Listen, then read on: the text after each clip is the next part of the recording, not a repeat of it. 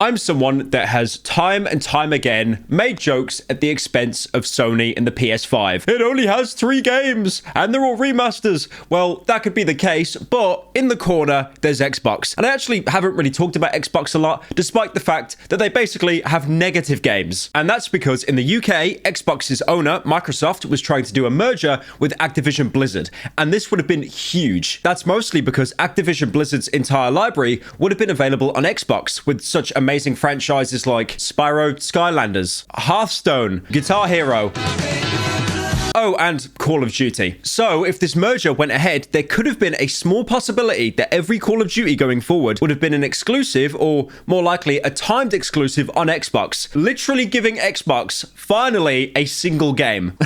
Now, I've checked my viewer demographics to see where you guys are from, and most of you are from America. So let me just put into layman's term what would have happened if Call of Duty didn't come out on the PlayStation. The UK would have gone into complete anarchy. Tesco's would have been broken into, Greg's Steak Bakes would have been smashed. It would have been awful. Because, dear Americans and anyone else watching that isn't from the UK, when you're in the UK and you buy a console, you buy FIFA or you buy Call of Duty. No exceptions. You might get a third game, probably not. It'll just be FIFA or COD. Now, to anyone that is a UK viewer, I have a challenge for you. Get a sibling, friend, cousin, or just someone of a similar age, go up to them and ask them, do they have a console? If they say yes, ask them if they have Call of Duty or FIFA. If they say yes, ask them if they watch iShowSpeed every single day. If they say no, ask them if they watch KSI every single day. If they say no, ask them if they watch Critical every single day. If they say yes, smack them around the head. The problem is, the merger with Microsoft and Activision Blizzard was blocked by the UK CMA, or Competition and Markets Authority. Now, this acquisition was going to be $69 billion. That is a lot of dollars just to round out to the funny sex number. And the most hilarious thing about this whole CMA block that they did with the Activision Blizzard deal, they did it before the markets opened. So as soon as it came out to shareholders that, nope, Blizzard is not going to be owned by Microsoft, Blizzard's stock tanked 10%, their entire value, the millisecond the markets actually opened for trading. By the way, I'd like to apologize for the statement I made earlier. I did kind of a bit where I was implying that Activision Blizzard have no franchises apart from Call of Duty, because I mentioned Guitar Hero and Skylanders, franchises that are kind of dead and buried or like 5 people a year buy. That's not entirely true. Activision actually has 2 franchises. They have Candy Crush as well. So by that logic, if the merger with Microsoft and Blizzard actually went through, I would have bought my grandparents an Xbox. So you're probably wondering why the UK blocked the deal. Well, in the UK especially, there is a console war going on right now, and Sony,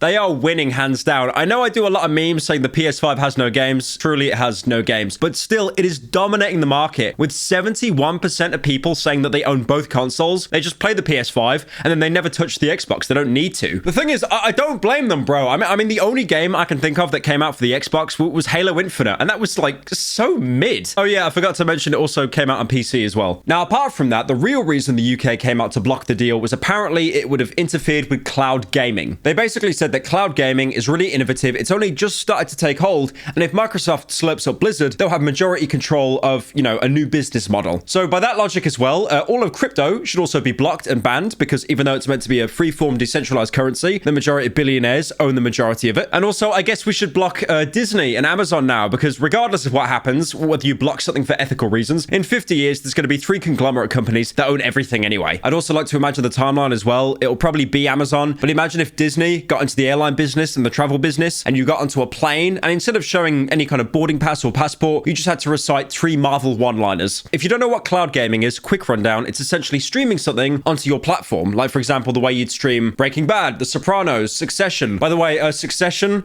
I know everyone's been talking about it on HBO. It is actually really, really good. I would try to inject loads of Succession memes into my videos going forward, but the problem is there is no notable one-liners in the entire show, apart from the old fat guy telling people to fuck off. Fuck off. Basically, cloud gaming is you playing a game remotely on your device. You never really own the game, you just stream it live. Basically, cloud gaming is streaming something remotely from a server or a cloud onto your console. Now, there is a whole argument in and of itself and a whole separate video I could go into about cloud gaming, the pros and cons. For example, the pros, no hard drive space or minimal hard drive space, because games right now, they're getting ridiculously huge. Every game I buy that's AAA, it's at least 150 gigs. But then also there's loads of negatives. For example, you're streaming a game, you need need good internet. I know like 2 people in the entirety of the UK that actually have good internet. I want to make a point about internet in the UK, by the way. It's terrible, bro. Whatever country you're from and you think it's bad, we got it worse in the UK. Right now, where I live, I've got 1 gig of internet up and down. I am like not even the 1%, bro. I'm like the negative 0.2%. You know, my old house, when I did videos and the door was there and the little archway was behind me because it was like 2 rooms because the house was so small. In that house, I am not joking you, I had 8 megabytes per second download. And then for upload, you know, the thing you need to actually upload content online, like YouTube videos, it was 0.7.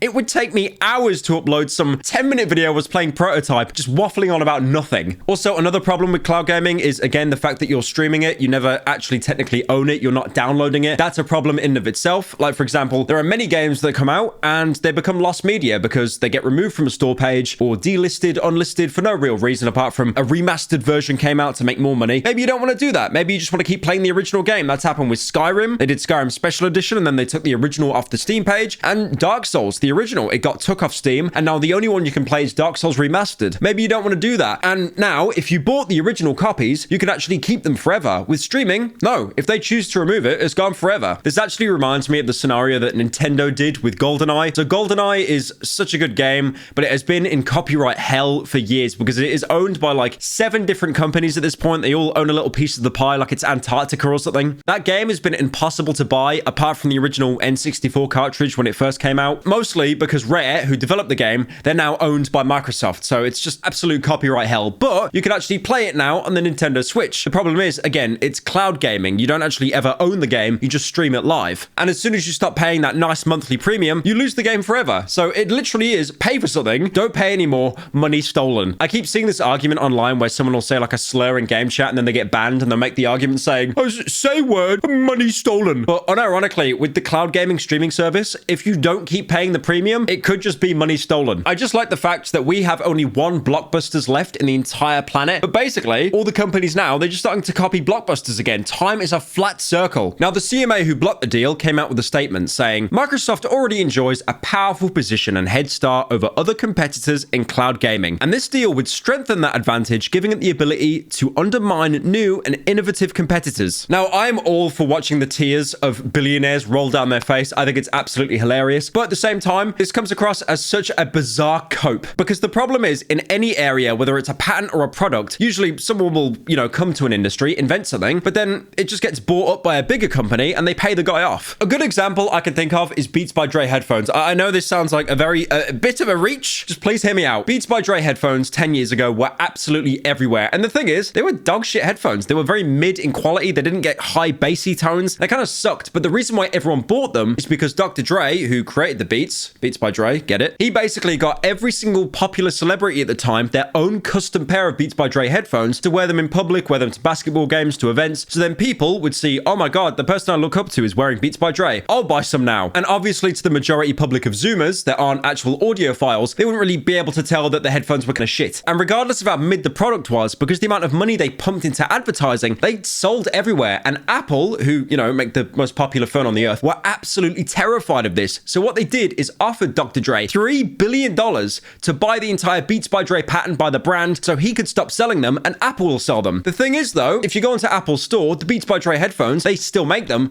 but they're at the very back end of the store. They're actually really hard to find if you don't know the specific links. And also not to mention the fact every pair of Beats by Dre headphones or earbuds that come out, they are purposely nerfed so they don't outperform Apple's own AirPods. Basically, the entire point of this little story is time and time again, you have companies that will get investments and slurp them up out of fear of them actually overtaking them. And that never really seems to be a problem. It is insane to think though that if this merger went through, it would have been the single biggest merger in the history of video games. Nothing has ever came this close before. I mean, I know Amazon's probably going to come in and like slurp up Sony and then Microsoft straight after each other. But to be fair, that's probably about 5 or 10 years away at least. Now, this is really, really sad, this part of the story, because Microsoft actually did a counterclaim. They've already appealed, but they basically said they need the merger to go through because they've admitted themselves that Sony is kicking their ass. No one is buying an Xbox. And yeah, I mean, I also would buy a PlayStation. I have a Bro, I have a PlayStation right here. I literally bought one. You can stop telling me that I need to buy a PlayStation because I bought it. I looked at the library. There was no fucking games. There was nothing. There was like the only game that looked good on there there was Medieval, the fucking game that came out on the PS1. That's it.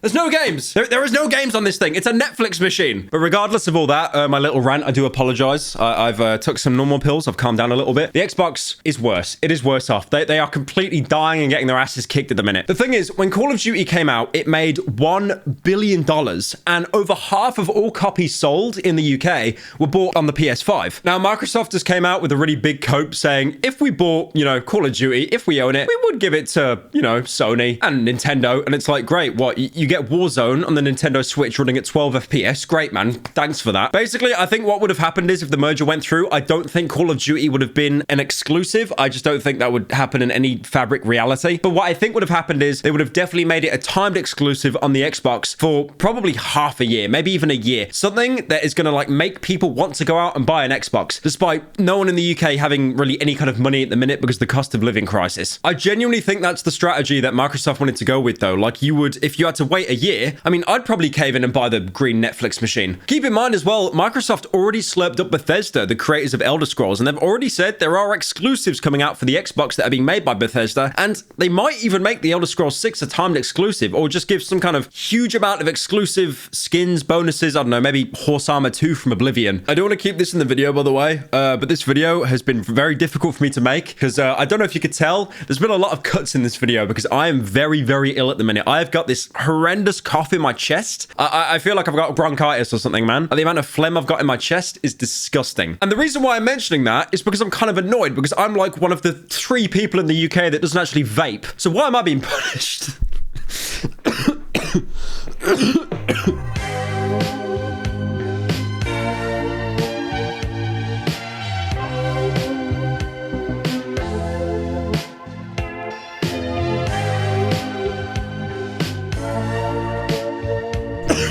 I'm coughing so much, man. This might actually be like my final video. Oh, dude, that could be the title, my final video.